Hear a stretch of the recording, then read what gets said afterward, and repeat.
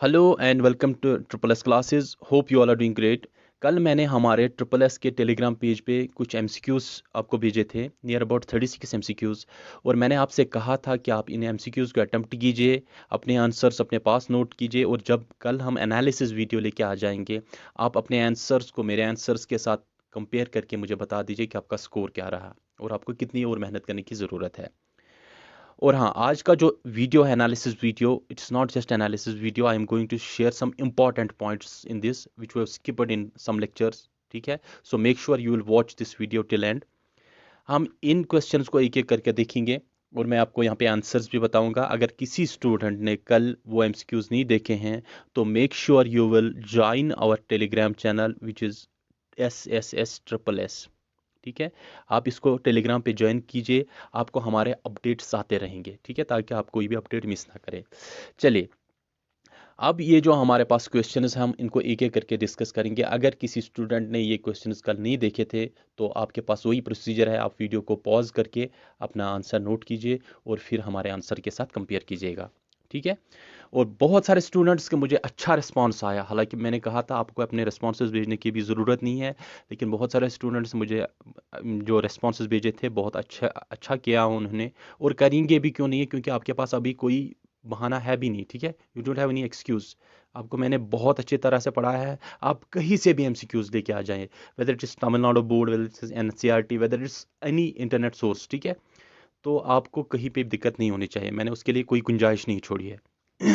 चलिए, आज के ये जो हमारे पास क्वेश्चंस है 36 क्वेश्चंस, इनको हम डिस्कस करेंगे एक एक करके। क्वेश्चन नंबर 1 क्या है हमारे पास? क्वेश्चन नंबर 1 इज डाइकोटॉमी क्या होता है? डाइकोटॉमी मैंने आपको बताया था, डाइकोटॉमी और डाइकोटॉमस क्लासिफिकेशन क्या होता है। Option A is classification of data into two groups at each level. Option B is classification of data into three groups at each level. Option C is classification of data into two groups at level 1 and then as per requirement. Option D is none of the above. ठीक है, आपके पास चार options है, आपने देखना है कि correct option कौन है। देख लीजिए, यहाँ पे स्टूडेंट्स कंफ्यूज हो सकते हैं, यहाँ पे अक्सर गलती कर बैठते हैं एग्जाम में स्टूडेंट्स। ठीक है, दो देख लिया और दो पे टिक मार दिया, लेकिन यहाँ पे क्या कह रहा है कि classification of data into two groups at each level, one as per at level 11 then as per requirement. यानी कि पहली लेवल पे दो में डिवाइड किया, उसके बाद आपकी जितनी रिक्वायरमेंट है उसमें डिवाइड कर सकते हैं। लेकिन मैंने आपको डाइकोटॉमस क्लासिफिकेशन में बताया था कि each data sorry data eight each level is divided into two groups. ठीक है, तो आपका करेक्ट ऑप्शन जो है वो है option A, classification of data into two groups at each level. हर एक लेवल पे दो ही क्लासेस में डिवाइड होना चाहिए डेटा।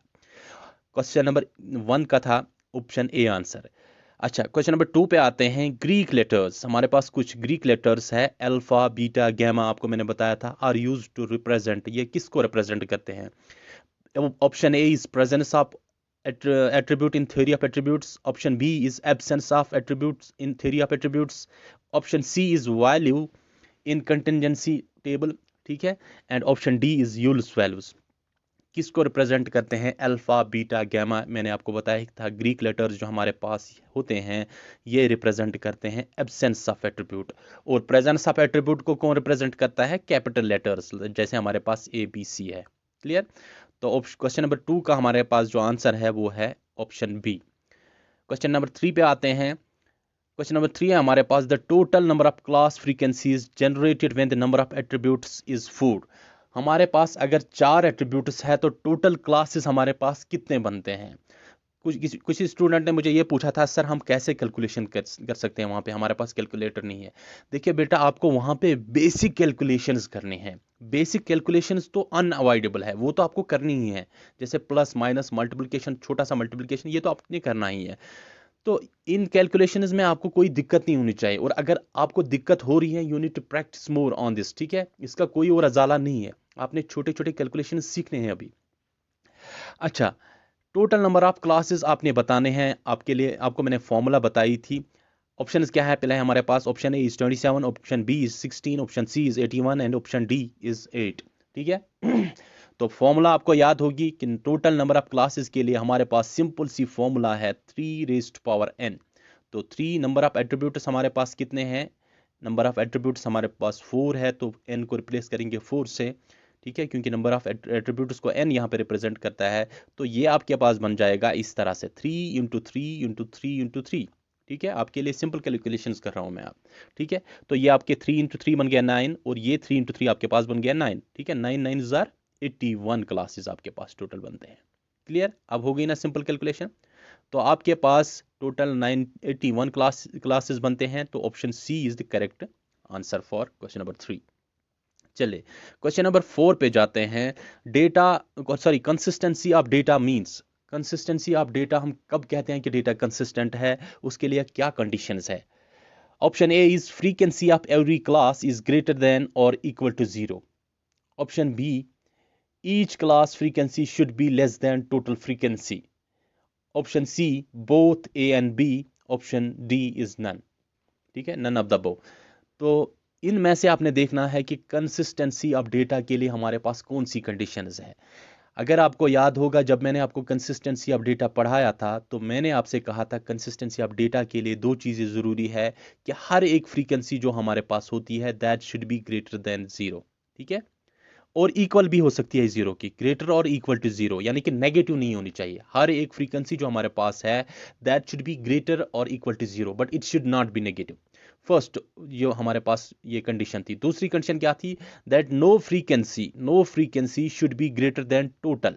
हमारे पास टोटल जो होता है ना, टोटल क्लासेस का टोटल जो होता है, टोटल फ्रीक्वेंसीज का टोटल जो होता है n, तो n से बढ़कर कोई भी फ्रीक्वेंसी नहीं होनी चाहिए। ये दोनों कंडीशंस मैंने आपको बताई थी। तो आपका करेक्ट आंसर क्या रहेगा, option C, both A and B. Question number 5 पे आ जाते हैं। Question number 5 is attributes are perfectly associated when the value of Yule's coefficient is. Yule's coefficient का आप हमारे पास आपको पता है वैल्यू या तो 0 हो सकता है, या 1 हो सकता है, या -1 हो सकता है, 0.5 0.3 कुछ भी हो सकता है, ठीक है, -1 से +1 तक। तो आपने यहाँ पे बताना है कि परफेक्टली एसोसिएटेड हम कब कब कहते हैं। मैंने आपको एक लाइन बताई थी, परफेक्टली एसोसिएटेड कब कहते हैं। Option 1 is 1 when the Euler's coefficient is 1। Option B is when the Euler's coefficient is -1. Option C is when the Euler's coefficient is between 0 and 1. And option D is when the Euler's coefficient is between 0 and -1. ठीक है, तो मैंने आपको बताया था अगर minus होगा तो नेगेटिवली एसोसिएटेड, ठीक है, परफेक्टली नेगेटिवली एसोसिएटेड। अगर +1 होगा तो परफेक्टली पॉजिटिवली एसोसिएटेड, ठीक है, सॉरी, परफेक्टली एसोसिएटेड होता है ये। और अगर -1 होता है तो ये हमारे पास परफेक्टली डिसएसोसिएटेड होता है। क्लियर, चलिए, तो आपका करेक्ट आंसर जो है वो 1 है, ऑप्शन ए, ठीक है। जब आपके पास 1 वैल्यू होगा यूलर्स कोएफिशिएंट का, तो हम उसको कह सकते हैं इट इज परफेक्टली एसोसिएटेड। अगर -1 होता तो हम कह सकते थे परफेक्टली डिसएसोसिएटेड। क्वेश्चन नंबर 5 हुआ। अब आते हैं हम क्वेश्चन नंबर 6 पे। क्वेश्चन नंबर 6 हमारे पास है, the base year of the industrial workers was revised to 2016 from the year. जो बेस ईयर है इंडस्ट्रियल वर्कर्स का, वो कौन से ईयर से 2016 में चेंज किया गया था, ठीक है। इसके दो रिवीजन्स हुए थे। पहले कौन से साल से इसको रिवाइज किया गया था। अब हमारा जो बेस ईयर है इंडस्ट्रियल वर्कर्स का, जो हमारा CPI जनरेट होता है, ठीक है, कंज्यूमर प्राइस इंडेक्स, तो उसका पहले 2000 पहले से कौन सा ईयर बेस ईयर था। Was it A 2011, was it B 2001, was it C 1985, was it D 2003। Clear, मैंने आपको बताया था कहाँ से चेंज हुआ, ये कहाँ से रिवाइज हुआ 2016 में, याद है आपको, याद कीजिएगा। Option B is correct answer. 2001 से ये फिर चेंज हुआ था, रिवाइज हुआ था, और 2016 इसका बेस ईयर बना था। किसी स्टूडेंट ने वहाँ पे कमेंट सेक्शन में कहा था कि सर ये जो हमारा बेस ईयर वो चेंज हो गया, अब 2020 है कुछ बेस ईयर, पता नहीं 2019 के 2020। देखिए बेटा, मैंने आपसे क्लियर कहा था, अगर हमसे पूछा जाए, मैंने आपको हर एक चीज़, हर एक टाइप ऑफ CPI में आपको बेस ईयर बताया था। इंडस्ट्रियल वर्कर्स के लिए क्या है, और हमारे पास जो अनमैनुअल लेबर्स है उनके लिए क्या है, अनमैनुअल एम्प्लॉयज़ है उनके लिए क्या है, एग्रीकल्चर लेबर्स के लिए क्या है, हर एक के लिए मैंने आपको बेस ईयर बताया था, ठीक है, कैटेगोरिकली। लेकिन अगर आपसे WPI और CPI के बारे में बेस ईयर पूछा जाएगा, तो मैंने आपको कैटेगोरिकली कहा था CPI के लिए है 2012 और WPI के लिए है 2011 2012। ये अभी तक चेंज नहीं हुआ है, ठीक है। मैंने डिफरेंट सोर्सेज से ये कंसल्ट किया है, तो ये अभी तक चेंज नहीं हुआ, आपको यही याद रखना है, ठीक है। 2016 2021 वगैरह कुछ नहीं है, वो आपने बोलना है ये है एग्जैक्ट वैल्यू, ठीक है। इसीलिए मैं आपको कहता हूँ कि बहुत सारे इंफॉर्मेशन जो इंटरनेट पे होती है ना, वो गलत हो सकती है। देखिए, उर्दू में एक टर्म है जिसे कहते हैं बेवकूफ़। वो शख्स जो हर एक चीज़ पे बिलीव करता है उसे बेवकूफ़ कहते हैं। और इसी तरह अंग्रेजी में एक टर्म है जिसे कहते हैं वेबकूफ़। वो शख्स जो बिलीव करता है that everything on internet is correct.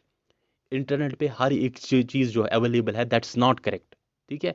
Authentic sources से जो इन्फॉर्मेशन मिलती है दैट इज ओनली करेक्ट। और मैं जो आपको इन्फॉर्मेशन प्रोवाइड करता हूँ, I am giving you the information from authentic sources. Clear. इसलिए आप मुझ पे यकीन कर लीजिए, अगर आपने मुझ पे अभी तक भरोसा कर लिया है तो अभी पे भरोसा कीजिए, कोई दिक्कत नहीं आ जाएगी आपको। और जहां मुझे लगता है कि मुझे गलती हो गई है कहीं कहीं पे, क्योंकि ना मैं खुदा हूं ना तेरा प्यार फरिश्ते जैसा, दोनों इंसान है, तो फिर इतने हिजाबों में क्यों मिले। तो ये ज़रूरी है कि मुझसे भी गलती हो सकती है, मैं फरिश्ता तो नहीं हूँ, ठीक है। अगर मुझे गलती होती है, आपने देखा, मैं दूसरे दिन उसके लिए रेक्टिफिकेशन वीडियो लेके आता हूँ। क्लियर। तो ऐसा कोई मसला नहीं है, आप बिल्कुल भरोसा रख लीजिए, कोई प्रॉब्लम नहीं होगी। और इंटरनेट पे इधर आप झांकेंगे ना, तो कहीं से भी इंफॉर्मेशन कलेक्ट करके लाएंगे, तो जाहिर सी बात है आपको परेशानी होगी। और एक बात मुझे यहाँ पे याद आई कि बहुत सारे स्टूडेंट्स मुझे कहते हैं कि सर आप हमें रिकमेंड कर लीजिए कोई बुक्स। देखिए, मैं जब रिकमेंड करता हूँ बुक्स स्टूडेंट्स को, मैं खाली एनसीईआरटी और तमिलनाडु बोर्ड की बुक्स को रिकमेंड करता हूँ। क्यों? क्योंकि वो ऑथेंटिक सोर्सेज है। और मार्केट में जो बुक्स हैं, मुझे कुछ स्टूडेंट्स ऐसे क्वेश्चन भेजते हैं जो क्वेश्चन ही गलत होते हैं, ठीक है। उनका ठीक है, उनका ना सर ठीक होता है और ना ही उनकी दुम ठीक होती है। इसीलिए मैं रिकमेंड नहीं करता हूँ कोई मार्केट की बुक। मैं नहीं चाहता हूँ आप वहाँ से कोई गलत पॉइंट उठा ले, मिस्टेकनली या टाइपिंग एरर वगैरह के थ्रू अगर उन्होंने कोई गलत पॉइंट लिख दिया, तो आपको फिर कल एग्जाम में परेशानी हो जाए, ठीक है। आपके मामले में मैं कोई भी रिस्क नहीं लेना चाहता हूँ, ठीक है। और मैं जो आपको यहाँ से इन्फॉर्मेशन प्रोवाइड करता हूँ, मैं बहुत सारे सोर्सेज को कंसल्ट करके आपको इन्फॉर्मेशन दे रहा हूँ।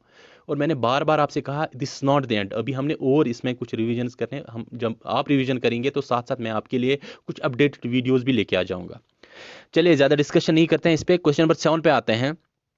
तो ये हमारे पास रिपीटेड क्वेश्चन है, total number of classes can be formed from 4 attributes. तो मैंने आपसे कहा था 4 एट्रीब्यूट्स के लिए हमारे पास 3 रेज पर n फॉर्मूला है, तो which is equal to 3 raise power 4, तो 3 रेज पर 4 हमारे पास 81 है। ये क्वेश्चन रिपीटेड है। क्वेश्चन नंबर 8 हमारे पास है, the index number for 1990 to the base year 1985 is 125। हमारे पास 1990 का जो इंडेक्स नंबर है फॉर द बेस ईयर, ठीक है, टू द बेस ईयर 1985, यहाँ पे हमारा बेस ईयर है, ये हमारा करंट ईयर है। तो इसमें हमारा इंडेक्स नंबर जो जनरेट होता है वो 125 है। And for 1985 to the base year 1990, और हमारा हम अगर 1985 को करंट ईयर बनाएं और बेस ईयर किसको 1990 को बनाएं, तो हमारे पास इंडेक्स नंबर जो आता है वो है 80। The given indices satisfy. तो यहाँ पे कौन से इंडिसेस सेटिस्फाई होती है? मैंने आपको टेस्ट्स पढ़ाए थे, 4 tests, unit test, factor reversal test, time reversal test, और फाइनल में आपको सर्कुलर टेस्ट पढ़ाया था। अगर आपको याद होगा, मैंने आपको कहा था जब हम टाइम को रिवर्स करते हैं, ठीक है, या हम टाइम को रिवर्स करते हैं दो केसेस में, एक तो टाइम रिवर्सल टेस्ट में और एक सर्कुलर टेस्ट में, ठीक है। लेकिन आपने ये पहचानना है ये कौन सा टेस्ट है, ठीक है। Option A is factor reversal test, option B is time reversal test, option C is circular test, and option D is none of the above, ठीक है। तो मैंने आपसे कहा था एक फॉर्मूला, अगर आपको याद है, P01 multiplied by P10 is equal to 1, ठीक है। इसको हम टाइम रिवर्सल टेस्ट कहते हैं। 01 को रिप्लेस किया हमने 10 से, टाइम रिवर्सल इसी को कहते हैं। तो ये कौन से टेस्ट में पढ़ा था हमने, याद है आपको? तो ये हमने पढ़ा था टाइम रिवर्सल टेस्ट में। इसमें हमने पढ़ा था टाइम रिवर्सल टेस्ट में। So option B is correct answer, ठीक है। अगर हमारे पास 3 ईयर्स होते हैं तो फिर हमारे पास एक ऐसे वैल्यू होते हैं जो हमारे पास जनरेट होता है। तीसरा वैल्यू हम जनरेट कर सकते थे, 2 वैल्यूज गिवन थी, तो उसको हम सर्कुलर टेस्ट कहते हैं। मैंने आपको वो भी दिखाया है, वो आपको याद होगा। चलिए, क्वेश्चन नंबर 9 पे आते हैं। Order of the given frequencies. आपके पास एक फ्रीक्वेंसी दी गई है, आपने इसका ऑर्डर बताना है। Option A is 0, option B is 1, option C is 2 and option D is 3, ठीक है। ये आपके पास एक फ्रीक्वेंसी दी गई है, तो आपने कैसे पहचानना इसका ऑर्डर क्या है? सिंपल सा मैंने आपको बताया था, आपने देखना है कि ब्रैकेट में कितने वेरिएबल्स हैं, चाहे वो किसी भी टाइप के वेरिएबल्स हो, whether those are presence of attributes और एब्सेंस ऑफ एट्रीब्यूट्स, चाहे ABC हो या अल्फा बीटा गैमा हो। तो यहाँ पे हमारे ब्रैकेट के अंदर 3 वेरिएबल्स है, 3 एट्रीब्यूट्स है A, B एंड C, आपने गिनना है। तो ये हमारे पास 3 आ गए, तो इसका ऑर्डर 3 हुआ, as simple as it is. Question number 10 पे आते हैं। क्वेश्चन नंबर 10 है हमारे पास, if the index number for 1975 to the base 1970 is 125, the index number for 1970 to the base year 1975 is. ठीक है, आपके तमिलनाडु बोर्ड के बुक या एनसीईआरटी बुक में ऐसे क्वेश्चंस मिलेंगे, तो आप उनको अच्छी तरह से सॉल्व कर सकते हैं। इसमें माइनर डिफरेंसेस होंगे वैल्यूज़ के, बाकी इसी तरह वो क्वेश्चंस भी हैं। तो यहाँ पे आपके पास क्वेश्चन है, आपको 1975 जो है करंट ईयर दिया गया है और इसका बेस ईयर है 1970, तो इसका इंडेक्स नंबर आपके पास गिवन है 125। दूसरे केस में आपसे कहा जाता है द इंडेक्स नंबर फॉर 1970, आपने अब इंडेक्स नंबर 1970 का बताना है, जिसके लिए बेस ईयर आपको लेना है 1975 को। तो आपको पता है टाइम रिवर्सल टेस्ट ये फॉलो करता है फिर अगर ये सिचुएशन है। चलिए हम केस 1 लेते हैं। हमारे पास अगर P01 होता तो ये हमारे पास है summation of P1 divided by summation of P0, ठीक है, मल्टीप्लाइड बाय 100। क्लियर, ये है हमारे पास summation of P1 upon P0 multiplied by 100। तो ये हुआ हमारे पास P1 यहाँ पे है 1975 और P0 हमारे पास है 1970। ठीक है, ये हमारे पास गिवन है विच इज इक्वल टू 125 दिया है ना हमारे पास ये 125। अब आप देख लीजिए, मैंने आपसे कहा जो हमारे पास प्रीवियस ईयर होता है, ठीक है, या बेस ईयर होता है, उसका जो हमारे पास वैल्यू होता है वो हमेशा समेशन उसका हमारे पास 100 होता है। यानी कि बेस ईयर में हम जो कमोडिटीज लेते हैं उनका हम प्राइस हमेशा 100 लेते हैं, ये याद रखिएगा। ठीक है, तो इस समेशन ऑफ P0 ये जो हमारे पास बेस ईयर है इसका वैल्यू हम 100 से रिप्लेस करेंगे। आप देखेंगे ये 100 और ये 100 गया। क्लियर, तो आपके पास समेशन ऑफ P1 कितना बचा 125। क्या बचा आपके पास समेशन ऑफ P1 125। क्लियर, अब हमने दूसरे केस में क्या देखना है, अब हमने कैलकुलेट करना है इंडेक्स नंबर P10, यानी कि summation of P0 upon summation of P1 multiplied by 100। ये इंडेक्स नंबर हमने देखना है। क्लियर, तो यहाँ पे हम इसमें वैल्यू सब्स्टिट्यूट करेंगे। मैंने आपको बताया जो P0 है हमारे पास प्रीवियस ईयर है हमारे पास। क्लियर, ये है हमारे पास अब 1970, और मैंने आपसे कहा था कि जो हमारे पास प्रीवियस ईयर है उसके बास्केट का कॉस्ट हमेशा हम 100 लेते हैं।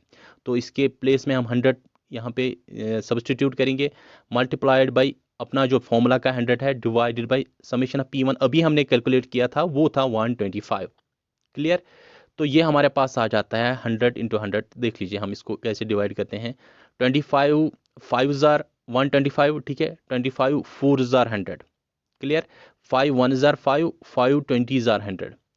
ठीक है, सिंपल, इसको आप सिंपली भी कर सकते हैं 5 5 करके, लेकिन मैंने आप डायरेक्टली कर दिया। तो ये आपके पास बनता है 4 into 20 which is equal to 80।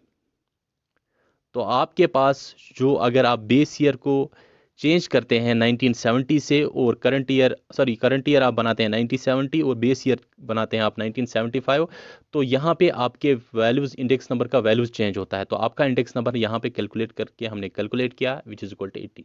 ये सिंपल सा प्रोसीजर है आपको इंडेक्स नंबर कैलकुलेट करने का।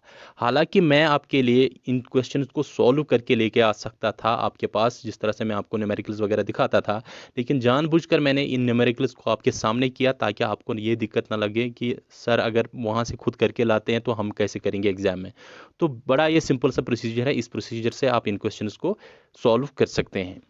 अगर आपको इस तरह की क्वेश्चन में प्रॉब्लम आते हैं तो फिर से दोबारा इस वीडियो को वॉच करके इस क्वेश्चन को आप दोबारा देख सकते हैं। क्वेश्चन नंबर 11 पे आते हैं, circular test is satisfied by. तो जो हमारे पास सर्कुलर टेस्ट है, हमने 4 टेस्ट पढ़े, एक यूनिट टेस्ट, एक हमारे पास दूसरा था टाइम रिवर्सल टेस्ट, उसके बाद फैक्टर रिवर्सल टेस्ट, और फाइनल में हमारे पास सर्कुलर टेस्ट था।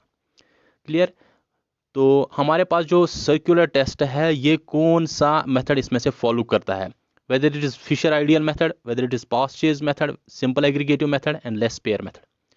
आपने बताना है सर्कुलर टेस्ट कौन सेटिस्फाई करता है इन मेथड्स में से। क्लियर, तो मैंने आपको बताया था सिंपल मेथड्स जो हमारे पास है वो फॉलो करते हैं सर्कुलर टेस्ट को। और एक चीज़ याद रखिएगा आप, ये हमारे पास जो सर्कुलर टेस्ट है फिक्स्ड वैल्यूज जो होते हैं कुछ मेथड्स में, ठीक है, फिक्स्ड कांस्टेंट वैल्यूज जिनमें होते हैं वो भी फॉलो करते हैं सर्कुलर टेस्ट को। अगर आपके पास ऑप्शन आ जाए कि कोई मेथड है जिसमें फिक्स्ड वैल्यूज है तो आपने कहना है कि वो भी सर्कुलर टेस्ट फॉलो करता है। इसीलिए इसीलिए ये जो फिशर है ना, फिशर मेथड, अगर इसमें फिक्स्ड वैल्यूज होते हैं तो तब ये भी सर्कुलर टेस्ट को फॉलो करते हैं। ये जो हमारे पास फिशर मेथड है मोस्टली ये हर एक टेस्ट को फॉलो करता है, इसलिए इसको आइडियल मेथड भी कहते हैं। क्लियर? ठीक है।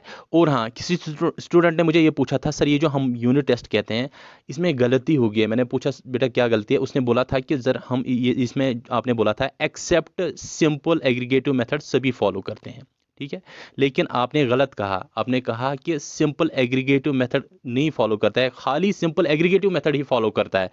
फिर मैंने चेक किया, इसको क्रॉस चेक किया, मैंने सोचा हो सकता है गलती हो सकती है मुझसे, तो मैंने इसको बहुत सारे सोर्सेज से, अथेंटिक सोर्सेज से चेक किया, लेकिन इसका करेक्ट आंसर यही है कि खाली सिंपल एग्रीगेटिव मेथड ही नहीं फॉलो करता, बाकी सब फॉलो करते हैं।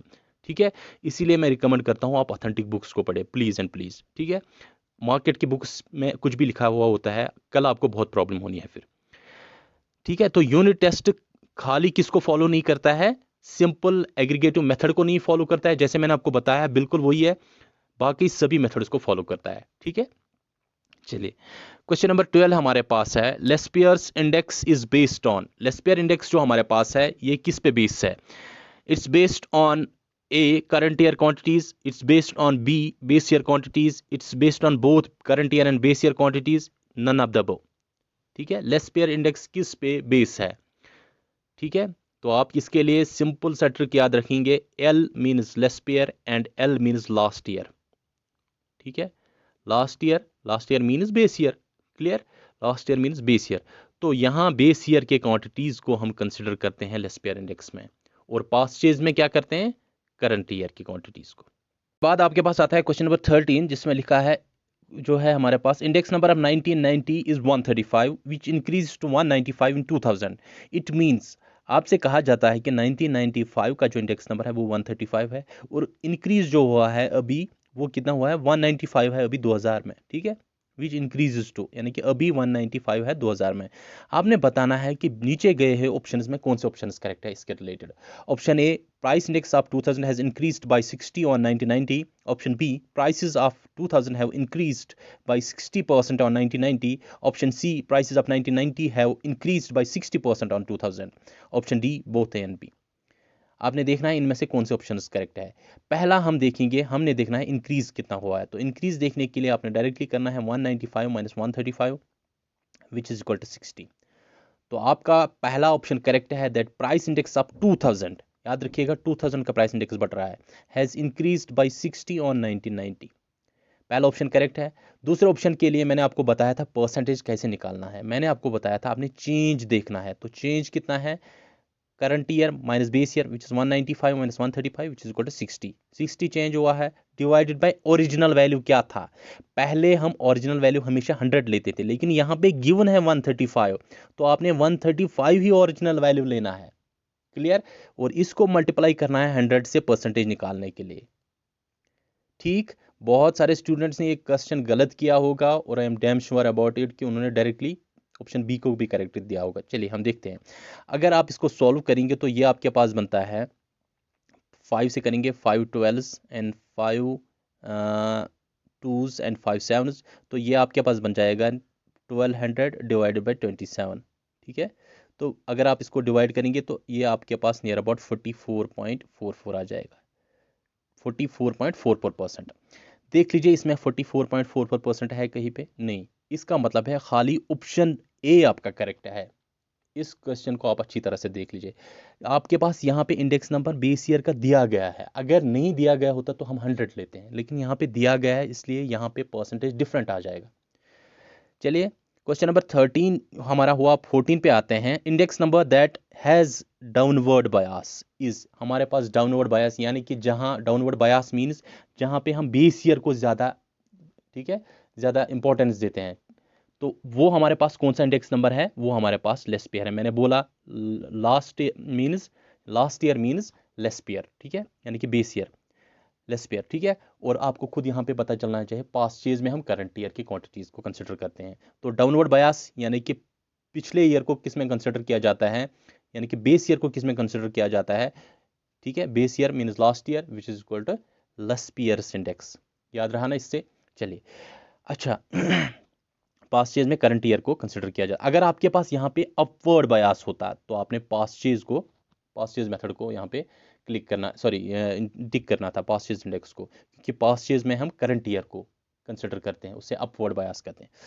चलिए क्वेश्चन नंबर 16 है हमारे पास, index number is used, index number किसके लिए यूज होता है, to measure the changes in the quantities, क्या हम क्वांटिटीज में चेंज मेजर करते हैं, नहीं, to measure, option B to measure the changes in the prices, option C to measure changes in variable over time, option D is to measure changes in demand. ठीक है, आपके पास 4 options हैं, आपने बताना है इंडेक्स नंबर क्या होता है। पहला option to measure the changes in the quantities, क्या हम क्वांटिटीज में चेंज मेजर करते हैं, नहीं। Option B to measure the changes in the price, हम प्राइसेस में चेंजेस मेजर करते हैं, नहीं।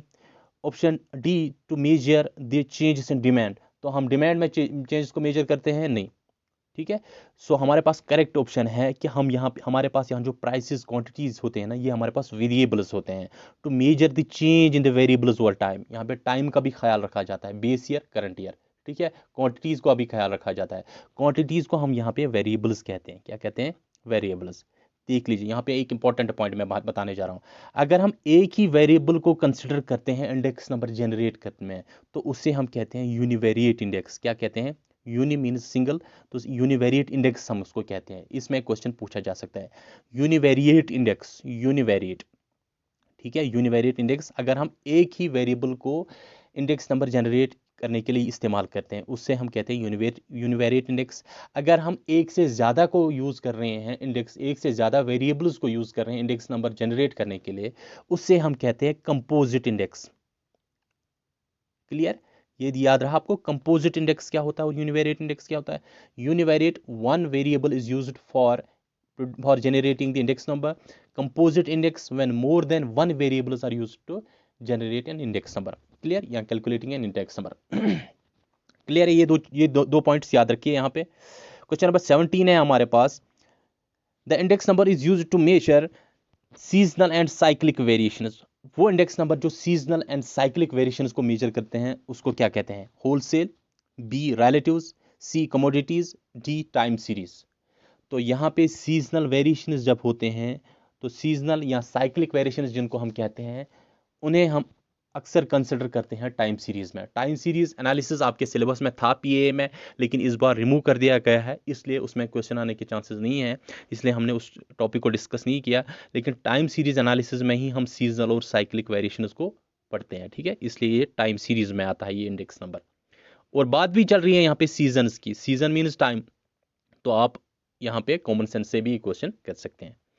Question number 18, ultimate frequencies in contingency table are. हमारे पास जो कंटिजेंसी टेबल होता है उसमें जो अल्टीमेट फ्रीक्वेंसीज होते हैं उनका दूसरा नाम क्या है। Option A frequencies with highest order, option B frequencies with lowest order, option C frequencies that are mix of both positive and negative, ठीक है, and option D is none of the above. आपने बताना है कि ultimate frequencies कौन सी frequencies होती है। मैंने आपसे कहा था अल्टीमेट फ्रीक्वेंसीज जो हमारे पास होते हैं, those are the highest order frequencies, ठीक है, हमारे टेबल में जो हाईएस्ट सबसे ज़्यादा ऑर्डर जो जिनका होता है, सबसे बड़ा ऑर्डर जिनका होता है फ्रीक्वेंसीज का, उन्हीं हम कहते हैं अल्टीमेट फ्रीक्वेंसीज। उसके लिए मैंने आपको फॉर्मूला भी बताई थी, कैसे आपने पता करना है कि हमारे पास अल्टीमेट फ्रीक्वेंसीज कितने हो सकते हैं, वो हमारे पास था 2n। तो हमारे पास जो अल्टीमेट फ्रीक्वेंसी होती हैं वो होती हैं हाईएस्ट ऑर्डर फ्रीक्वेंसीज, याद रखिएगा इस चीज़ को। Option question number 9 is number of one order frequencies for the 3 attribute will be. आपने बताना है एक ऑर्डर की फ्रीक्वेंसीज 3 एट्रीब्यूट वाले सेट में कितने होंगे। हमारे पास 3 एट्रीब्यूट्स हैं, इसमें हमारे पास कितने फ्रीक्वेंसीज होंगे, हमारे पास 0 ऑर्डर भी हो सकता है, 1 भी हो सकता है, 2 भी हो सकता है, 3 ऑर्डर भी हो सकता है, हाईएस्ट 3 ऑर्डर भी हो सकता है, ठीक है, उससे ज़्यादा नहीं। तो आपने बताना है जो ऑर्डर 1 के फ्रीक्वेंसीज में होंगे वो कितने होंगे। क्लियर, तो आपको मैंने फॉर्मूला बताया था, याद है आपको। फॉर्मूला हमारे पास सिंपल है, वो था NCR मल्टीप्लाइड बाई 2r। ये फॉर्मूला हमें बताता है किसी भी ऑर्डर की फ्रीक्वेंसीज कैसे हम कैलकुलेट कर सकते हैं। तो यहाँ पे हमारे पास नंबर ऑफ एट्रीब्यूट्स जो है n, वो है हमारे पास 3, जो NC और R, यानी कि हमारे पास जो ऑर्डर निकालना है वो है हमारे पास 1, तो 3C1 multiplied by 2 raise power, हमारे पास टोटल जो हमें ऑर्डर निकालना है वो है 1, ठीक है। तो ये हमारे पास 2 बन गया। अब यहाँ पे देख लीजिए, ये हमारे पास बन जाएगा 3 factorial divided by 3 minus 1 into 1 factorial, ठीक है, मल्टीप्लाइड बाई 2, ठीक है। ये 2 आया ना हमारे पास। देख लीजिए ये हमारे पास कितना बन जाएगा, 3 माइनस 1 इज 2, क्लियर, 2 फैक्टोरियल, और ये 2 और ये 2 फैक्टोरियल गया, क्योंकि 2 factorial means 2 into 1 which is equal to 2, 2 2 गया, तो यहाँ पे आपके पास बच जाएगा 3 factorial which is equal to 3 multiplied by 2। तो 3 मल्टीप्लाइड बाई 2 हमारे पास कितना बनता है, 6 बनता है, क्लियर। इसमें मैंने आपको एग्जांपल्स भी दिए कैसे हम करते हैं फैक्टोरियल को सॉल्व, और अभी आप परम्यूटेशन एंड कम्बिनेशन पढ़ भी रहे हैं शुभम सर से, तो वहाँ पे आपको ये चीज़ें और क्लियर होंगी। तो इसका करेक्ट आंसर जो है वो है option A 6। Total number of 1 order frequencies इसमें बनेंगे अगर हमारे पास 3 एट्रीब्यूट्स होंगे। इस पर और एक न्यूमेरिकल आ जाएगा जहाँ पे आपको और क्लियर हो जाएगा। Option question number 20 is frequency B can also be written as, हमारे पास जो फ्रीक्वेंसी बी है इसको हम किस किस सूरत में लिख सकते हैं। पहला ऑप्शन है हमारे पास है A B plus alpha B, option B है A beta plus alpha beta, option C है A B C plus A B gamma plus alpha B C plus alpha B gamma, ठीक है, और ऑप्शन डी है हमारे पास both A and सी। अब हम देखेंगे ये जो हमारे पास फ्रीक्वेंसी बी है कहाँ कहाँ से हम कैलकुलेट कर सकते हैं। देख लीजिए हमारे पास पहला ऑप्शन है A B plus alpha B, clear. तो A B plus alpha B जो हमारे पास है, आप देख लीजिए ये हमारे पास ए एंड अल्फा एक दूसरे के अपोजिट है, तो ये कैंसिल हो जाएंगे, तो आपके पास क्या बच जाएगा, बी, क्लियर हो गए। तो पहला ऑप्शन करेक्ट है। उसके बाद आपने देखना है दूसरा ऑप्शन, दूसरे ऑप्शन में हमारे पास ए बीटा दिया गया है और अल्फा बीटा दिया गया है, तो ए अल्फा एंड ए तो गए लेकिन यहाँ पे बीटा हमारे पास बचता है, तो दूसरा ऑप्शन हमारे पास गलत है। तीसरा ऑप्शन हम देखेंगे A B C A B gamma, तो यहाँ पे हमारे पास सी और गैमा कैंसिल होंगे, तो हमारे पास बच जाएगा ए बी, क्लियर। तो यहाँ पे हमारे पास बचता है दूसरा पोर्शन में alpha B C plus alpha B gamma, तो आप देख लीजिए सी और गैमा यहाँ पे गया, तो आपके पास क्या बच जाएगा, प्लस अल्फा बी, क्लियर। तो ए एंड अल्फा यहाँ पे कैंसिल हो जाएंगे, तो आपके पास क्या बच जाएगा, बी। तो आपका ऑप्शन सी भी करेक्ट है, इसलिए आपका यहाँ पे करेक्ट ऑप्शन होगा option D both A and C. Question number 21 पे आ जाते हैं। If no class in contingency table is negative, अगर कंटिजेंसी टेबल में कोई भी क्लास नेगेटिव नहीं होगा, इसका मतलब क्या है, डेटा इज कंसिस्टेंट। मैंने रूल्स में पहले भी बताया था आपको। क्वेश्चन नंबर 22 हमारे पास है the relation between two attributes A and B is, A B is greater than A B divided by N. मैंने आपको बताया था फॉर्मूला, ए बी अगर ग्रेटर होगा A B divided by N से, ठीक है। आपको मैंने 3 मेथड्स बताए थे, प्रोपोर्शन मेथड बताया था मैंने, उसके बाद आपको मैंने यूल्स मेथड बताया था और कंपैरिजन मेथड और एक बताया था मैंने, ठीक है। तो ये हमारे पास है, अगर ए बी ग्रेटर होता है A B divided by N से, तो इसको हम कहते हैं, याद करो याद करो, ऑप्शन ए है हमारे पास, तब तक देखेंगे ऑप्शंस क्या है, A and B are independent, A and B are positively associated, option C is A and B are negatively associated, option D है relation can not be determined. तो यहाँ पे मैंने आपको बताया था अगर ग्रेटर होगा साइन, इसका मतलब है ग्रेटर वही होता है जो पॉजिटिव होता है, जिसकी सोच पॉजिटिव होती है, तो इट इज पॉजिटिवली एसोसिएटेड, ठीक है, पॉजिटिवली एसोसिएटेड। हर एक चीज़ मैंने आपको बहुत ही अच्छी तरीके से क्लियर की हुई है, आपको कहीं पे भी कोई दिक्कत नहीं होनी चाहिए। Question number 23, if Yule's coefficient Q is equal to -1, अगर यूल्स कोएफिशिएंट -1 के बराबर होता है, ठीक है, तो हमारे पास जो एट्रीब्यूट्स हैं उन्हें हम क्या कहते हैं, attributes are weak negatively associated, attributes are strong negatively associated, attributes are perfectly dissociated, attributes are perfectly dissociated. मैंने आपको बताया यूल्स वैल्यू अगर +1 होगा तो क्या होता है, परफेक्टली एसोसिएटेड, अगर -1 होगा तो उस केस में हम कहते हैं परफेक्टली डिसएसोसिएटेड। तो option C is the correct answer. चलिए क्वेश्चन नंबर 24 पे जाते हैं। क्वेश्चन नंबर 24 हमारे पास है, if the prices for the year 2010 are 3 4 5 6 and the prices for the 2021 are 6 8 10 12, the relative prices for the year 2021 is, ठीक है। आपने relative price मेथड से यहाँ पे इंडेक्स नंबर जनरेट करना है, ठीक है, और आपने बताना है क्या इंडेक्स नंबर होगा। देख लीजिए आपके पास ये बेस ईयर के प्राइसेस दिए गए हैं, ये आपके पास करंट ईयर के प्राइसेस दिए गए हैं। तो आप कैसे करते हैं रिलेटिव मेथड में, आपको याद है ना? तो आप करते हैं, आपको पहले प्राइस रिलेटिव निकालना होता है। क्लियर? तो प्राइस रिलेटिव आप कैसे निकालते हैं? वो है P1 upon P0 multiplied by 100। ठीक है, नहीं sorry, P1 upon P0, P1 upon P0 से आप रिलेटिव प्राइस निकालते हैं। पहले हम P1 अपॉन P0 से रिलेटिव प्राइस निकालेंगे, बाद में हम उसको 100 से मल्टीपल करेंगे। देख लीजिए, तो P1 अपॉन P0 से आपको रिलेटिव प्राइस निकलेगा। तो देख लीजिए रिलेटिव प्राइस क्या आपका यहाँ पे बनता है। तो करंट ईयर्स के प्राइसेस को डिवाइड करना है बेस ईयर के प्राइसेस से। ये हमारे पास है 6 डिवाइड बाई 3 पहला बन जाएगा, तो ये आपके पास 2 बन जाएगा।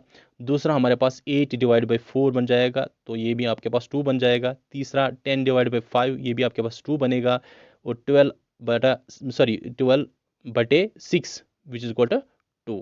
ठीक है, तो ये आपके पास 2 आ गया सभी वैल्यूज। तो आप इनको सम करेंगे तो ये आपके पास आ जाएगा 8। ठीक है, समेशन ऑफ आर आपके पास 8 आया। तो आप कैसे कैलकुलेट करते हैं इंडेक्स नंबर? इंडेक्स नंबर आपके पास होता है आर। ठीक है, summation of R divided by N multiplied by 100। Clear? तो आर आपके पास 8 आया। ठीक है, 8 मल्टीप्लाइड बाई 100। हमारे पास टोटल कितने यहाँ पे प्राइसेस दिए हैं, आपको इनको काउंट करेंगे 1 2 3 4। ठीक है, तो आप 800 बाई 4 करेंगे तो ये आपके पास बच जाएगा 200। तो आप यहाँ पे कह सकते हैं, सॉरी, ऑप्शन ए हमारे पास है 100 on base year of 2010, option B 200 on base year of 2010। ठीक है, तो आपका करेक्ट ऑप्शन है 200 ऑन बेस ईयर ऑफ 2010। ठीक है, अगर आप इसमें परसेंटेज में कैलकुलेट करेंगे तो परसेंटेज आपका यहाँ बन जाएगा 200 माइनस 100, तो ये आपके पास 100% बन जाएगा। वो ऑप्शन में है ही नहीं, इसलिए आपका करेक्ट आंसर जो है वो है B, 200 on base year 2010। Clear? Question number 25 पे आते हैं। मैं इन क्वेश्चंस को थोड़ा सा जल्दी इसलिए सॉल्व कर रहा हूँ क्योंकि आपने इस तरह के क्वेश्चंस बहुत किए हुए हैं और आपको इसी तरह के क्वेश्चंस एग्जाम में आ जाएंगे। ठीक है, आप कैलकुलेशन पे पूछते थे ना, इसी तरह आपके बेसिक कैलकुलेशंस पे आपके क्वेश्चंस आ जाएंगे। आप घबराइए ना, लेकिन बेसिक कैलकुलेशंस एटलीस्ट आपको स्ट्रॉन्ग करने हैं। क्वेश्चन नंबर 25 हमारे पास है, the total of all frequencies n is of order. हमारे पास बहुत सारे ऑर्डर के फ्रीक्वेंसीज रहते हैं, 0 1 2 3 4, जितने हमारे पास एट्रीब्यूट्स होंगे। आपने बताना है ये जो n है, n इसका क्या ऑर्डर होता है। Option A is 0, option B is 1, option C is 2 and option D is 3। तो मैंने आपको बोला था ये जो n है ये टोटल ऑफ ऑल फ्रीक्वेंसीज होता है, इसका ऑर्डर होता है 0, option A. Question number 26, with two attributes A and B. ठीक है, with two attributes A and B, आप यहाँ पे देख लीजिए, यहाँ पे ये कैपिटल ए है, मैंने स्मॉल लिख लिया। With two attributes A and B, the total number of ultimate frequencies is. आपने बताना है total number of ultimate frequencies कितनी हो सकती हैं जब हमारे पास दो एट्रीब्यूट्स होंगे। तो अल्टीमेट फ्रीक्वेंसीज के लिए हमारे पास फॉर्मूला है 2 raised power n which is equal to 2 raised power, हमारे पास कितने एट्रीब्यूट्स है, 2 है, तो 2 raised power 2 which is equal to 4। तो करेक्ट आंसर आपका बी है, we have 4 ultimate frequencies when we have 2 attributes. 2 attributes होंगे तो हमारे पास 4 अल्टीमेट फ्रीक्वेंसीज होंगे। क्लियर? क्वेश्चन नंबर 27 पे आते हैं। To calculate the level of association we calculate Yule's coefficient of association Q, the coefficient of association always lies between. हमारा जो यूल्स कोएफिशिएंट का वैल्यू है वो कहाँ से कहाँ लाई करता है। ठीक है, मैंने आपको बताया था वो कहाँ से लाई करता है, -1 से +1 तक लाई करता है। ये बड़ा सिंपल सा क्वेश्चन है, ये आपने मोस्ट ऑफ स्टूडेंट्स ने इसको आंसर किया होगा। Question number 27। क्वेश्चन नंबर 28 पे आते हैं। क्वेश्चन नंबर 28 है हमारे पास, if the class frequency alpha B is equal to 0 the value of Q is. आपने बताना है अगर अल्फा बी का वैल्यू 0 होगा तो Q का वैल्यू क्या होगा। यूल्स फार्मूला को याद कीजिए, यूल्स फार्मूला में मैंने आपको बताया था क्या है यूल्स फार्मूला, ट्रिक याद है, पहले दोनों को लिखना है पॉजिटिव फिर दोनों नेगेटिव। ठीक है, अल्फा बीटा दोनों नेगेटिव। ठीक है, माइनस क्या करना है, एक का पॉजिटिव दूसरे का नेगेटिव मल्टीप्लाइड के एक का नेगेटिव, सॉरी एक का नेगेटिव दूसरे का पॉजिटिव, अल्फा बी। तो यहाँ पे हमारे पास दिया गया है अल्फा बी जो है डिवाइड बाय इस, यही चीज़ है लेकिन सम में है। अल्फा बी हमारे पास यहाँ पे 0 है, इसका मतलब ये सारा टर्म यहाँ पे 0 बनेगा। नीचे भी हमारे पास ए बी अल्फा बीटा है। ठीक है, और यही पोर्शन नीचे भी है प्लस ए बीटा इंटू अल्फा बी। ठीक है, तो ये भी आपके पास 0 बनेगा, अल्फा से बी से मल्टीपल होगा तो ये भी 0 बनेगा, ये भी 0 बनेगा। ये और ये चीज़ कॉमन है, ये एक दूसरे से कैंसिल हो जाएगी, आपके पास बच जाएगा 1। क्लियर? यानी कि अगर इन दो टर्म्स में से कोई भी टर्म ज़ीरो होता है, आपके पास वैल्यू जो आ जाएगा वो हमेशा +1 आ जाएगा। और अगर इन दो टर्म्स में से ए बी या अल्फ़ा बीटा में से कोई भी टर्म या आपको ज़ीरो आती है तो आपके पास वैल्यू आ जाएगा -1। इस चीज़ को याद रखिएगा, आपको एग्ज़ाम में ये चीज़ सॉल्व करने की ज़रूरत नहीं है। अगर ए बी और अल्फ़ा बीटा में से कोई भी टर्म ज़ीरो होती है तो ये सारा ज़ीरो बनेगा और यहाँ पे ये दो कैंसिल होंगे तो आपके पास -1 बच जाएगा। और अगर ए बीटा और अल्फ़ा बी में से कोई भी टर्म ज़ीरो होती है तो आपके पास ये वैल्यूज़ कैंसिल हो जाएंगे तो आपके पास हमेशा वैल्यू आ जाएगा +1। ठीक है, ठीक क्लियर हुई ये चीज़। तो यहाँ पे हमारा आंसर क्या है, +1 हमारा वैल्यू आ जाता है क्यू का। Question number 29 is if two attributes A and B are independent then the coefficient of association is. अगर दो एट्रीब्यूट्स इंडिपेंडेंट होंगे तो coefficient of coefficient of association क्या होता है, आपको पता है वो ज़ीरो होता है। क्लियर, इसलिए मैं ये ऑप्शन डिस्कस नहीं करूंगा। Question number 30 is if A B into beta is greater than A beta multiplied by B then A and B are said to be. हम ए एंड बी को क्या कहें, positively associated, negatively associated, independent, ठीक है, या फिर difficult to tell. ठीक है, हम इसके बारे में बात नहीं कर सकते। देखिए मैंने आपको यहाँ पे बताया A B into beta is greater than A beta divided multiplied by B. ठीक है, आप इसको इस तरह से भी लिख सकते हैं, बी इस तरह से हो जाएगा और ये बीटा इस तरह से आ जाएगा। आप इसको लिख सकते हैं A B divided by B is equal to, ये बीटा यहाँ आ जाएगा, इसके डिवाइड हो जाएगा, इसके बटे हो जाएगा A beta divided by beta. ठीक है, तो ये हमारे पास आ गया है A B divided by B और यहाँ पे हमारे पास आ गया है A beta divided by beta. तो याद कर लीजिएगा आप प्रोपोर्शन मेथड को, अगर ये ग्रेटर होगा इससे, हमारे पास ग्रेटर देन साइन होता है ऑलरेडी। ठीक है, यहाँ पे ग्रेटर देन साइन दिया गया है तो ग्रेटर देन है साइन तो इसका मतलब है पॉजिटिवली एसोसिएटेड। फॉर्मूला बहुत इजी है आपको याद रखने के लिए, मैंने जिस तरह से उनके रिविजन्स कराएं मुझे नहीं लगता है आपको कहीं पे प्रॉब्लम होनी चाहिए। क्वेश्चन नंबर 31 पे आ जाते हैं। क्वेश्चन नंबर 31 है given A and B are independent attributes. हमारे पास दिया गया है A and B are independent attributes. Clear, और n is equal 24, a is equal 16, b is equal 6, ultimate class frequency alpha B बतानी है आपने। बहुत सारे स्टूडेंट्स मुझे कहा सर ये क्वेश्चन गलत है, लेकिन मैंने जानबूझकर ये क्वेश्चन इस तरह से डाला है क्योंकि कभी कभी एग्जामिनर ऐसे क्वेश्चन डाल देता है। देख लीजिए, यहाँ पे आपको बताया जाता है कि इंडिपेंडेंट एट्रीब्यूट्स है, इसका मतलब है A B is equal to, ठीक है, इंडिपेंडेंट में तो A cross B divided by N, क्योंकि आपके पास ए भी दिया गया है, बी भी दिया गया है और एन भी दिया गया है। सामने आपके डायरेक्टली ये फॉर्मूला आना चाहिए इंडिपेंडेंट, ठीक है, इंडिपेंडेंट के लिए। तो यहाँ पे हमारे पास इक्वलिटी साइन आएगा। तो अब आपने ए बी कैलकुलेट करना है, ए बी आप कैलकुलेट करेंगे तो ए बी आपके पास आ जाएगा, आपके पास ए का वैल्यू कितना है, वो है 16, ठीक है, मल्टीप्लाइड बाई बी का कितना है 6 डिवाइडेड बाई एन का वैल्यू कितना है 24, 6 1 इज 6 4 इज 24, ठीक है, 4 1 इज एंड 4 4 इज, तो आपके पास ए बी का वैल्यू कितना आया 4। क्लियर, ए बी का वैल्यू आपके पास 4 आया, ये याद रखिएगा। देखिए अब हम कैसे करते हैं कैलकुलेट, अल्फा बी हमने कैलकुलेट करना है। स्मॉल सी कंटिजेंसी मैट्रिक्स बनानी है 2 सेकंड में, ठीक है, ए अल्फा, ठीक है, तो यहाँ से हम लिखेंगे बी एंड बीटा। क्लियर, अब देख लीजिए हमारे पास ये बन जाता है, ये हमारे पास ए बी है, ये हमारे पास अल्फ़ा बी है, ठीक है, और ये हमारे पास ए बन जाता है, ठीक है, और ये हमारे पास बीटा सॉरी ये हमारे पास बी बन जाता है, ये हमारे पास बीटा बन जाता है, ये हमारे पास ए बन जाता है, ये हमारे पास अल्फ़ा बन जाता है। आपको बताया ना, ये हमारे पास एन है। तो आपके पास वैल्यूज़ दिए गए हैं, आपके पास एन का वैल्यू क्या है, एन का वैल्यू आपके पास 24 है, यहाँ पे सब्सटीट्यूट कर लीजिए। आपके पास ए का वैल्यू 16 है तो ए का वैल्यू यहाँ पे 16 सब्सटीट्यूट कर लीजिए। उसके बाद आपके पास बी का वैल्यू 6 है तो बी का वैल्यू यहाँ पे सब्सटीट्यूट कर लीजिए। और हमने ए बी का वैल्यू जो निकाला था आपको याद है अभी, वो हमारे पास 4 आ गया था, तो ए बी हमारे पास यहाँ आता है तो ए बी यहाँ पे हमने 4 सब्सटीट्यूट किया। अब देख लीजिए आपने वैल्यू कौन सा कैलकुलेट करना है, अल्फ़ा बी का, तो अल्फ़ा बी यहाँ पे आता है कि नहीं, अल्फ़ा बी यहाँ पे आता है, तो ये आपके पास 6 है, ये 4 है, आपने अल्फ़ा बी का वैल्यू कैलकुलेट करना होगा तो ये 6 - 4 होगा, तो ये आपके पास 2 आ जाएगा। बाकी कंटिजेंसी मैट्रिक्स को आप पूरी तरह से आपने सॉल्व करने की ज़रूरत नहीं है, तो आपका अल्फ़ा बी का वैल्यू यहाँ पे आ गया 2, तो आपने बस यहीं पे ख़त्म करना है कंटिजेंसी मैट्रिक्स को और ऑप्शन बी को आपने टिक करना है। क्लियर, अब ये क्वेश्चन गलत तो नहीं है ना, इस तरह से आपको इस तरह के क्वेश्चन करने हैं। Question number 32 is in an institute out of 200 students 150 were boys. In an examination 120 boys and 40 girls passed. Association between sex and success.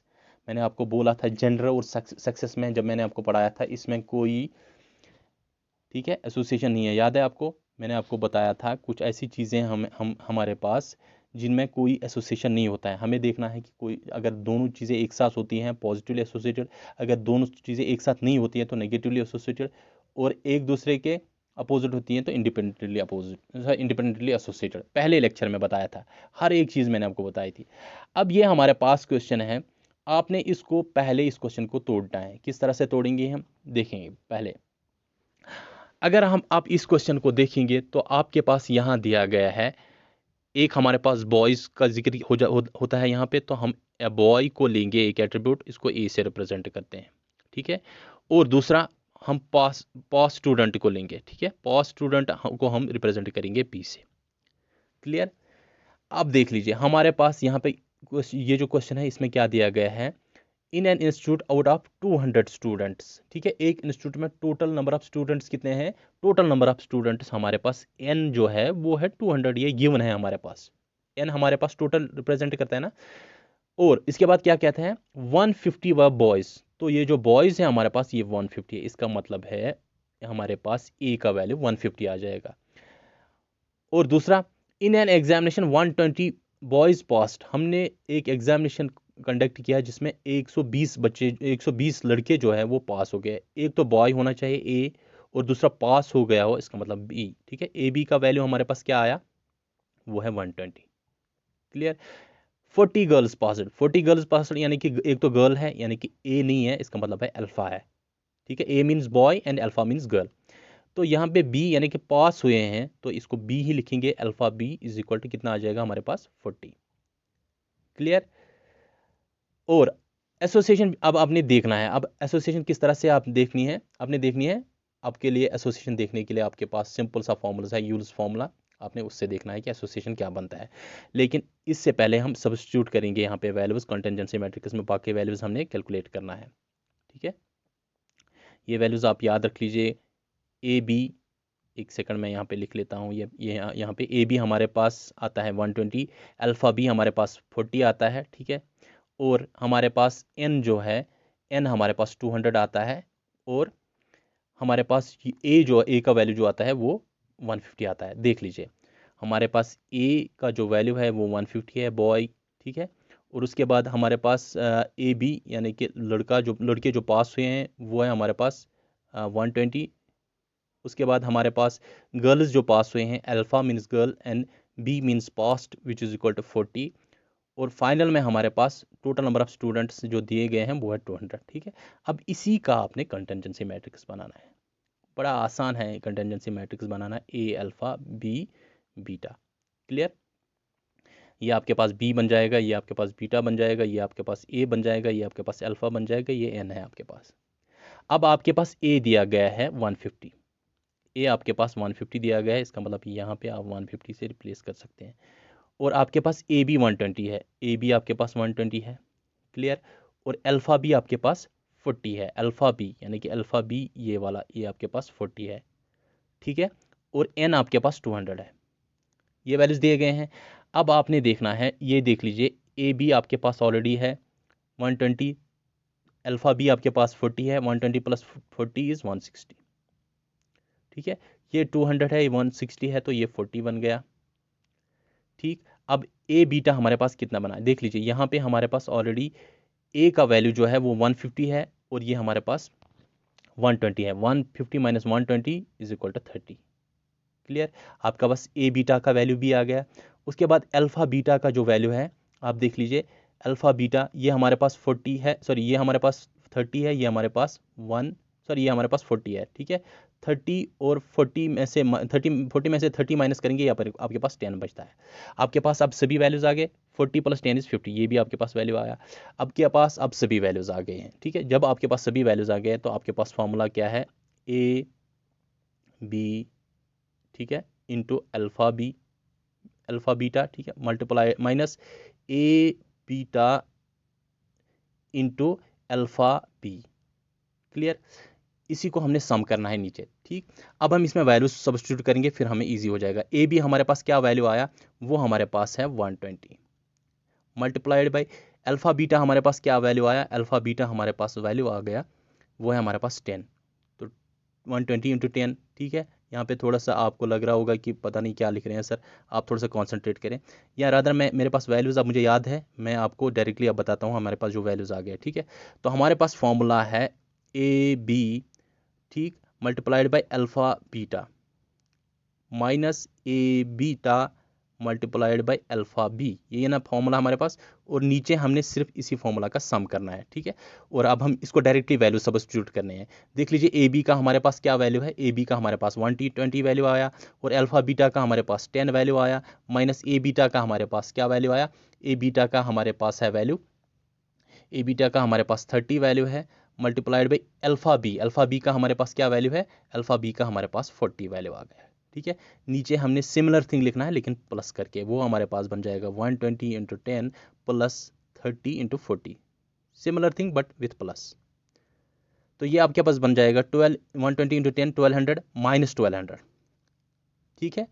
बड़ा सिंपल सा क्वेश्चन है। 1200 माइनस 1200 जब आप करेंगे तो आपके पास जीरो बच जाएगा, बाकी आपने कैलकुलेट ही नहीं करना है। जब आपके पास जीरो आया, कोफिशिएंट ऑफ यूलर्स कोफिशिएंट आपके पास जीरो आ गया, तो आप डायरेक्टली कह सकते हैं इट इज़ इंडिपेंडेंटली एसोसिएटेड। इसमें मुझे टाइम लगा क्योंकि यहाँ पे स्क्रीन पे मेरे पास जगह नहीं थी, लेकिन आपको बिल्कुल दो से 3 सेकंड लगेंगे इसको सॉल्व करने में। बड़ा आसान क्वेश्चन है ये, ठीक है। चलिए, अगर फिर भी किसी स्टूडेंट को प्रॉब्लम होता है तो ही कैन अप्रोच में। क्वेश्चन नंबर 33 हमारे पास है, the number of order 3 when the number of attributes is. आपने बताना है ऑर्डर 3 हमारे पास के क्लासेस कितने होंगे जब हमारे पास नंबर ऑफ एट्रीब्यूट्स 4 होते हैं, ठीक है। तो हमारे पास फॉर्मूला है किसी भी ऑर्डर की फ्रीक्वेंसी निकालने के लिए, तो हमारे पास फॉर्मूला है NCR multiplied by 2 raise power R। देख लीजिए फॉर्मूला यहाँ पे सब्स्टिट्यूट कीजिए, वो है 4C3 multiplied by 2 raise power 3।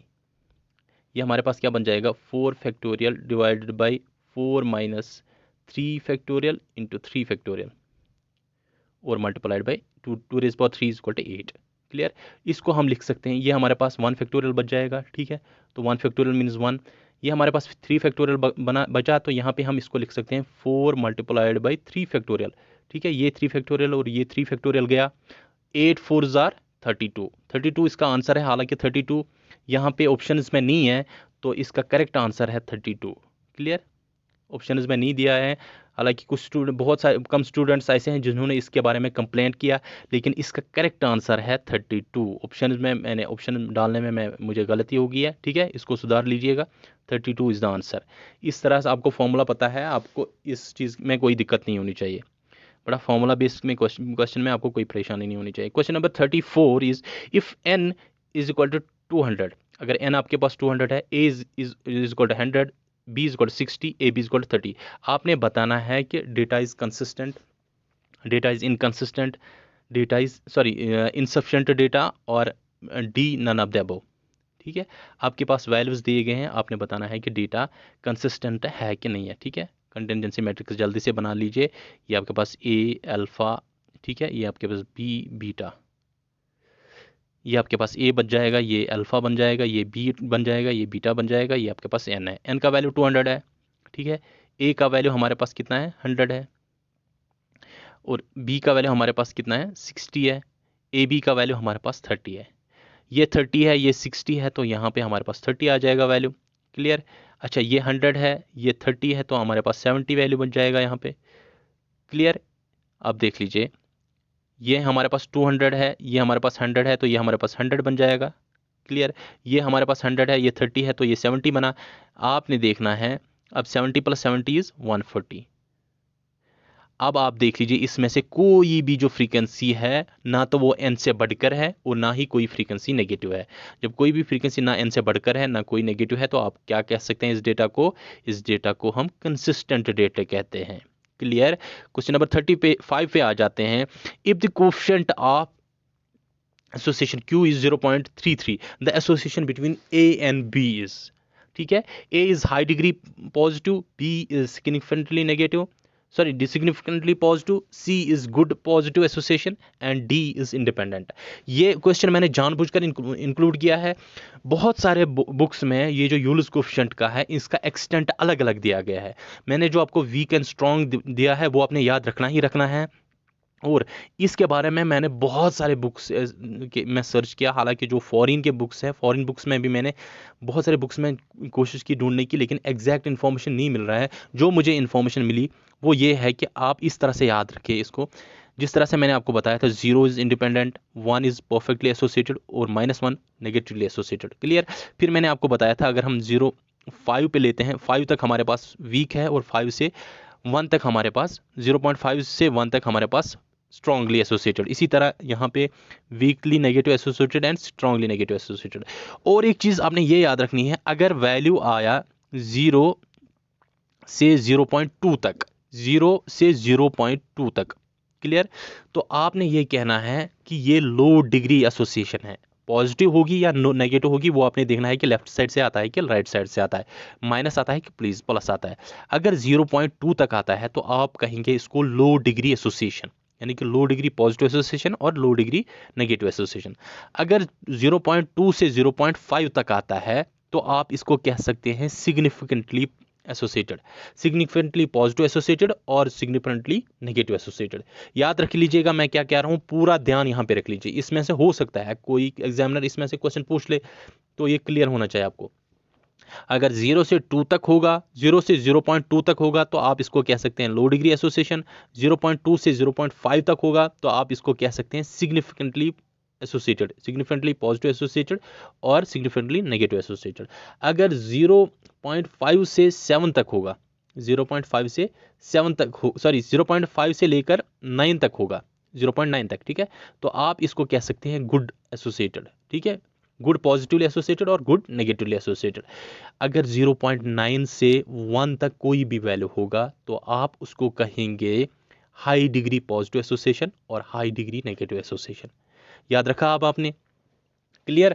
अगर आपसे ऑप्शंस में ये दिए गए हैं high degree positive association, significantly positive association, good positive association, तो आपने ये चीज़ें याद रखनी है। 0.2 तक अगर वैल्यू आपका आता है पॉजिटिव या नेगेटिव में, आपने लिखना है कि ये लो डिग्री एसोसिएशन है। चाहे नेगेटिव होगा तो नेगेटिव एसोसिएशन, पॉजिटिव होगा तो लो डिग्री पॉजिटिव एसोसिएशन। 0.2 से 0.5 तक होगा तो आपने कहना है सिग्निफिकेंटली पॉजिटिवली एसोसिएटेड या सिग्निफिकेंटली नेगेटिवली एसोसिएटेड। 0.5 से 0.9 तक इसका वैल्यू होगा क्यू का, तो आप कह सकते हैं कि it is good associated, positively associated और गुड नेगेटिवली एसोसिएटेड। और 0.9 से 1 तक कोई भी वैल्यू होगा तो आप कह सकते हैं it is high degree positively associated और हाई डिग्री नेगेटिवली एसोसिएटेड। ये चीज़ आपने याद रखी। तो अब आप देख लीजिए यहाँ पे आपका वैल्यू है 0.33, तो ये कहाँ पे आता है 2 से 0.5 तक, तो आप इसको कह सकते हैं सिग्निफिकेंटली पॉजिटिवली एसोसिएटेड, ठीक है, क्योंकि यहाँ पे वैल्यू जो है ये पॉजिटिव है, इसलिए इसको हम कहेंगे सिग्निफिकेंटली पॉजिटिवली एसोसिएटेड, ठीक है। एक और एग्जांपल, अगर आपके पास 0.7 होगा, 0.73 होगा फॉर एग्जांपल, लेकिन पॉजिटिव में, तो आप इसको क्या कहेंगे, ये इसको हम कहेंगे गुड पॉजिटिवली एसोसिएटेड। अगर माइनस होगा तो हम कहेंगे गुड नेगेटिवली एसोसिएटेड। क्लियर, समझ आई आपको मेरी बात? हाँ, ये था जो मुझे बताना था आपको, बहुत ही इंपॉर्टेंट चीज़ थी। क्वेश्चन नंबर 36 हमारे पास है, the Laspeyres index is 4 and the Paasche's index is 9। आपके पास लेस्पियर्स इंडेक्स दिया गया है, पास्चेज इंडेक्स दिया गया है, आपने फिशर इंडेक्स कैलकुलेट करना है। बहुत सारे स्टूडेंट्स में को अभी भी इसमें प्रॉब्लम है कि 100 मल्टीपल करना है या नहीं करना है। मैंने बताया जब एल और पी को आप डायरेक्टली कंसिडर करते हो तो आपने 100 से मल्टीपल नहीं करना है, क्योंकि एल और पी में ऑलरेडी 100 इंक्लूडेड है। और जब आप फॉर्मूला में वैल्यूज डायरेक्टली लेते हो, P1 Q1 फैक्टर्स को लेते हैं, तब आपने 100 से मल्टीपल करना है, ठीक है। तो यहाँ पे हमारे पास फॉर्मूला है L into P which is equal, ठीक है, L का वैल्यू हमारे पास 4 है और P का वैल्यू हमारे पास 9 है, which is equal under root of 36। तो अंडर रूट ऑफ 36 को इस तरह से लिख सकते हैं, यहाँ पे रूट कोई मुश्किल चीज़ नहीं है, ये 2 और ये रूट गया, ठीक है, 36 को 6 स्क्वायर लिख सकते हैं ना, तो स्क्वायर और रूट गया तो ये आपके पास 6 आ जाएगा वैल्यू। तो आपका करेक्ट आंसर जो है वो है 6, ठीक है। आज का वीडियो बहुत लंबा बना, लेकिन ये चीज़ ज़रूरी थी हमें डिस्कस करने के लिए। दोनों टॉपिक्स का एनालिसिस वीडियो था, इसलिए मैंने इसको इतना लंबा खींच लिया।